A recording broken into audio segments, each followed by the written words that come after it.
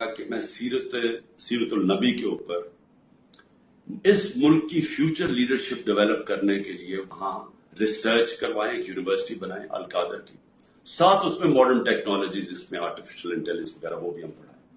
لیکن اس کا مقصد یہ تھا، کیونکہ وہ دنیا کی تاریخ کے سب سے بڑے لیڈر تھے، فیوچر لیڈرز پروڈیوس کریں پاکستان میں، ان کی سیرت کے اوپر، ان کی کوالٹیز کے اوپر، کہ کبھی ہم نے اس کے اوپر کوشش نہیں کی اپنے لوگوں کو، ہم دینی باتیں کرتے رہتے ہیں، ان کی دینی سائڈ، لیکن ان کی زندگی، ان کی جو سنت ہے اس کو عمل میں لانے کی کوشش نہیں کرتے۔ تو یہ مقصد تھا اس یونیورسٹی کا۔ اس کے لیے ملک ریاض نے کہا میں اسپانسر کرتا ہوں اس کو۔ یہ یاد رکھیں آپ ڈیٹس، دسمبر 2018 میں یہ ساری اس کی زمین خریدی گئی۔ مئی کے اندر میں نے اس کی اوپننگ کی، اس کی گراؤنڈ بریکنگ کی، مئی 2019 میں۔ یہ ڈیٹس یاد رکھیں۔ اس کے ٹرسٹ ڈیڈ میں واضح لکھا ہوا ہے کہ جو ٹرسٹیز ہیں، جو میں ہوں اور جو بشرا بیگم کیوں؟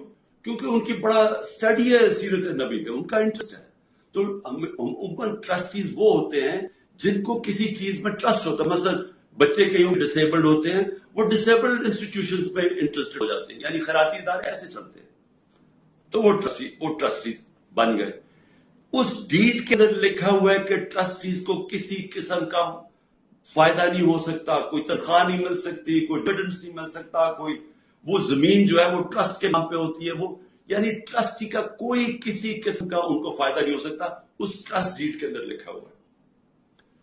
اب اس کے بعد دسمبر کے اندر ایک اگریمنٹ ہوتی ہے۔ اب یہ ذرا غور سے سنیں، یہ مئی میں اس کی اوپننگ ہو جاتی ہے، بلڈنگ بنی شروع ہو جاتی ہے، جو بھی پیسہ آتا ہے وہ سارا بلڈنگ میں سب اکاؤنٹڈ ہے، وہ ٹرسٹ چلا رہا ہے، وہ ٹرسٹ کے اکاؤنٹس ہیں، آڈٹ ہے، سب کچھ اویلیبل ہے نیب کے پاس۔